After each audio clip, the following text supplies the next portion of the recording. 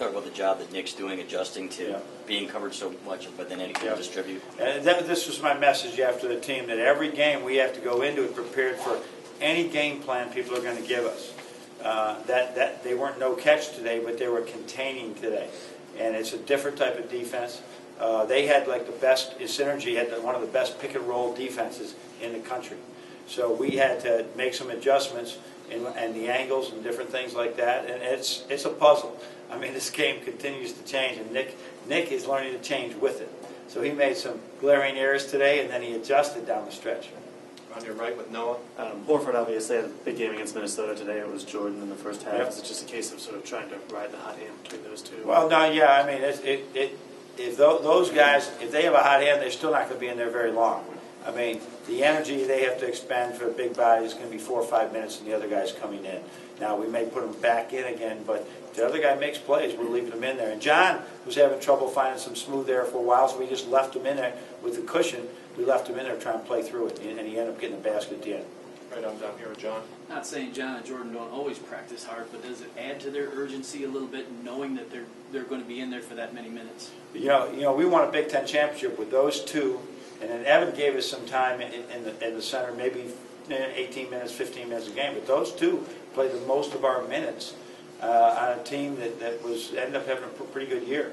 So they just are now just getting back to a rhythm that they're not looking over their shoulder, and it's just good. I think they're in a good place, and plus they're the only. I was thinking about it when we didn't guard Drew Crawford the first couple times. Nobody else on the team has ever seen him play, because everybody else wasn't here 2 years ago, right, when we played him. So we had to convince everybody the kid can really play. You can't stand there and watch him shoot. But it was just Jordan and John, that experience that we really need out there. Right in the middle with Andy. How important was defense today? The offense took a little bit of time to wake up. And then can you talk a little bit about the job you did on Crawford in the second half? We got to credit their defense, first of all. They came up with a really good game plan, and that's the beauty of what we're trying to figure out. As we change in each game, they change in each game. And so we missed some shots. We had 6 turnovers in the first half. And that, for some teams, that may be good. For us, we can't be given the ball back like that. The 3 in the second half was huge. But our defense, it's been such a point of emphasis. You know, we're playing primarily man-to-man, that people understand how to guard their individual guy. And in the second half, Glenn was on Drew Crawford a lot. We switched some screens, but Glenn did a great job on it. Back left with Daniel. Earlier on in the season, it looked like when Derek was trying to create things, he would turn the ball over a lot. Now his turnover numbers have really dropped, and he's starting to find ways to create. How pleased are you with the progression he's made? Yeah, how many assists did he have today? 2 today. He had just 2, but he, his turnover numbers were pretty normal, actually.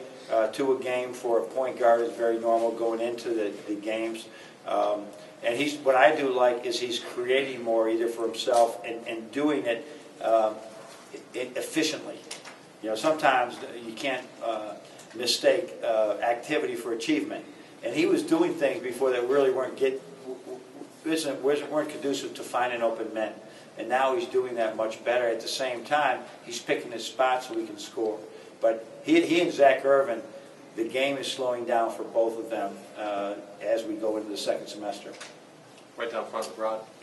Glenn seemed to be moving well on that ankle, and I know the previous couple of days there was a concern about it. Is it safe to say there's no really long-term concern about that? It didn't look like it today, although I don't think it helped that he hadn't practiced in a couple of days. Or really, you know, it probably was landing gingerly on it at times.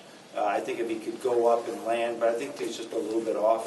But it doesn't. It looks like he'll be in rehab now for the rest of the year, though. I mean, we won't. Once you sprain one, you're in there for a long time, both in weight training, where we do these ankle exercises, and then with John Doe in the training room. Back to John over here. What do you gain and what do you risk when you have Derek and Spike out there at the same time? Well, you're going to see that a lot when it's late in the game and you feel the pressure is coming, and I was sort of preparing that and getting them both at the same time. We lose some size, obviously. They're both 6-footers, and with some of our switching patterns, they might get matched up on a Drew Crawford. So that can be tough. Our length changes, but